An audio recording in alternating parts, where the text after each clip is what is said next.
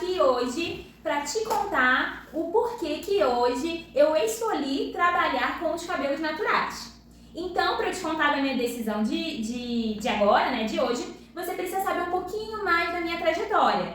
Eu era uma cabeleireira que trabalhava com alisamentos, com escova, com prancha, e eu sempre fui uma pessoa que procurou trabalhar com critérios, com cautela, atendendo as pessoas com muito amor, com muito carinho, e sempre procurei fazer as coisas com bastante excelência, assim como eu sei que também tem outros colegas profissionais que procuram trabalhar dessa mesma maneira. Porém, eu descobri um caminho ainda mais excelente, que é cuidar dos cabelos que são inteiramente naturais. E aí, para te falar um pouco mais sobre isso, eu gostaria que a gente fizesse uma introdução em anatomia e fisiologia do fio e do couro cabeludo, para que eu pudesse te explicar um pouco mais sobre o meu entendimento de hoje, sobre esse assunto. Então vamos lá, vamos às explicações. Os vídeos desse canal, eles seguem uma lógica na ordem de que os conteúdos estão sendo postados.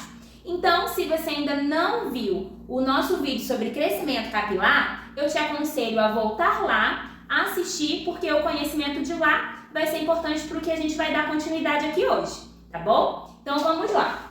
Vocês que já assistiram o vídeo anterior, já sabem que o fio de cabelo que nós estamos vendo aqui, ele nasce através de uma estrutura que é formada na parte interna da nossa pele. Então, o nosso fio de cabelo nasce de uma estrutura que é uma invaginação, é uma estrutura que dobra para dentro aqui da nossa pele.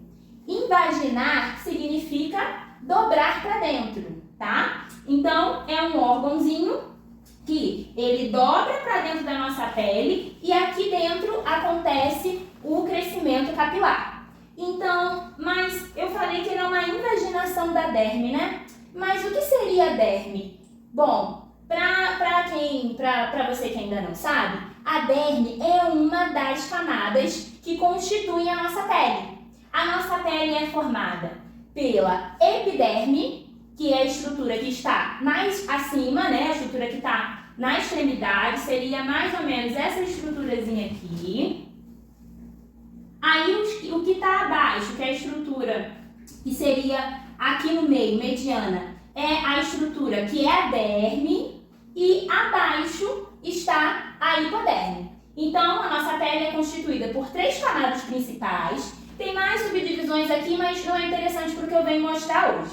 Mas 3 camadas principais: epiderme, que é o que está acima, né, da derme, acima da pele; a derme, que é a estrutura que está no meio; e a hipoderme, que é a estrutura que está abaixo. As camadas da nossa pele são formadas, são constituídas por células. Então, vamos relembrar o que é uma célula? A célula é a menor unidade de funcionamento de um organismo. O que eu quero dizer com isso? Por exemplo, nós, seres humanos, somos organismo, né? Nós temos um organismo. E aí, a menor unidade do organismo vem logo em seguida os sistemas. Menor que os sistemas, vem os órgãos. Menor ainda que os órgãos, vem os tecidos. E por último, a célulazinha. Então, a célula é a menor unidade de funcionamento do nosso organismo. E ela é formada, basicamente, vou falar aqui também de uma maneira bem básica, só para o que se atém ao conteúdo. A célula é composta de uma membrana.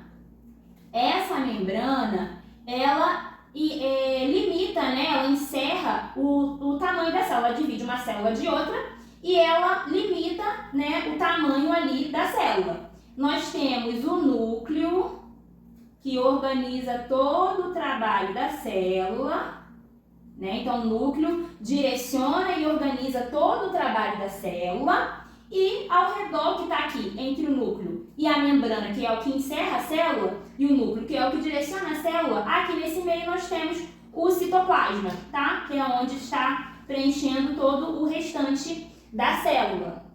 Então, as camadas da nossa pele são constituídas por essas unidades aqui, ó, que são as célulazinhas. E o que está delimitando, o que está determinando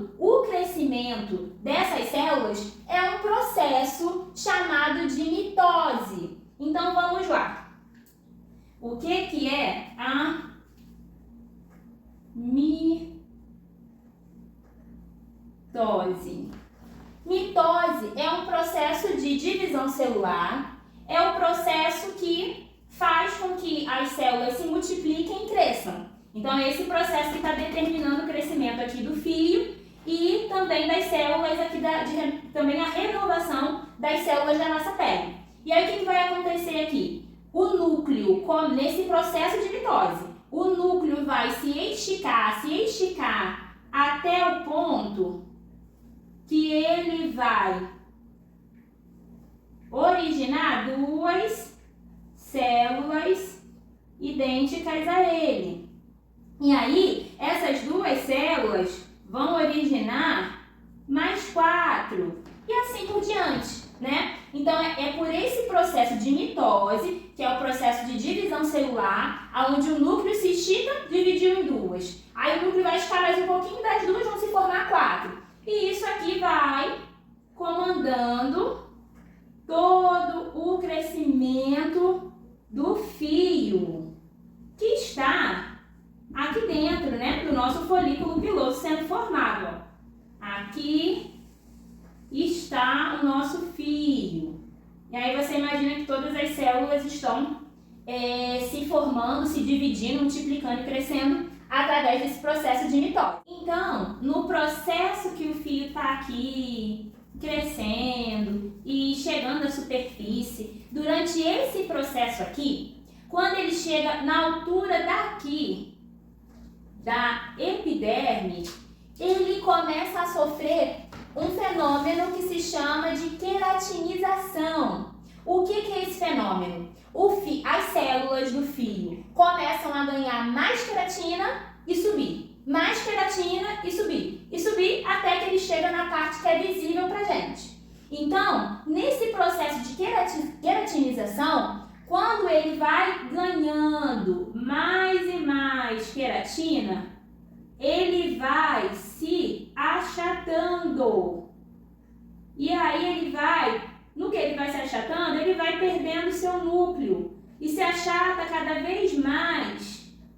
E quando chega a essa superfície, aqui ele já é uma estrutura que é composta por células mortas. Por quê? Nós aprendemos que o que direciona e organiza o trabalho da célula é o núcleo.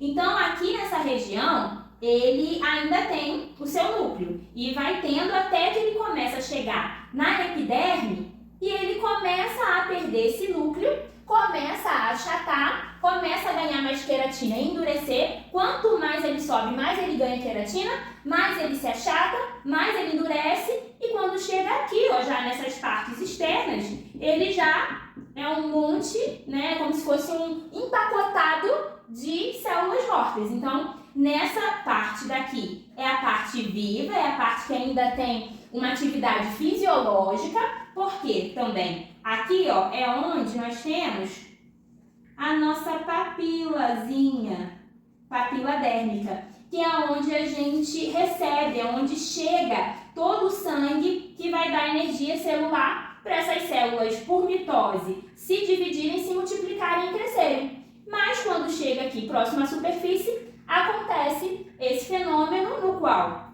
ele começa, né, as células começam a perder o seu núcleo e a atividade celular se encerra. Então, por esse motivo, a gente começa a entender que o fio, ele não tem como, ele é incapaz de ter uma real regeneração. Por quê? A parte que está viva, que tem divisão celular e tem crescimento, é essa parte daqui. Quando ele chega daqui, ó, vamos supor que isso aqui é o ósseo capilar. Digamos que o ósseo capilar está aqui, ó. E aí aqui é a parte viva, que ele ainda está na derme. E aí ele vai chegando na epiderme, ele vai morrendo, ganhando mais queratina. Chegou aqui na parte que a gente vê, ó, na parte visível, ele já é uma estrutura tubular, né, como se fosse um tubo, que está cheio, está sendo composto por células mortas. Então, ele só está conectado a essa parte viva aqui, né? A parte viva, onde tem atividade fisiológica, é aqui. Quando ele vai para a superfície, ele só está ligado a essa parte.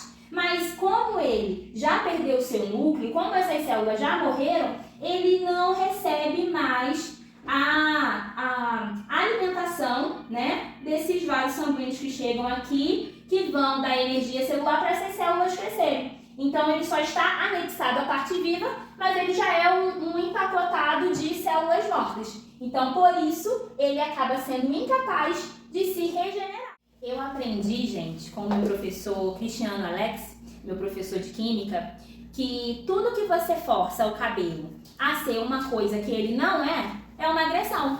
Então, por exemplo, se eu tenho o meu fio aqui, todo cacheadinho, e aí eu faço um procedimento químico para eu fazer assim, ó, para eu abrir um pouquinho ele, para eu soltar. Ou se eu faço um procedimento químico, ó, para fazer isso aqui, ó, para esticar ele totalmente.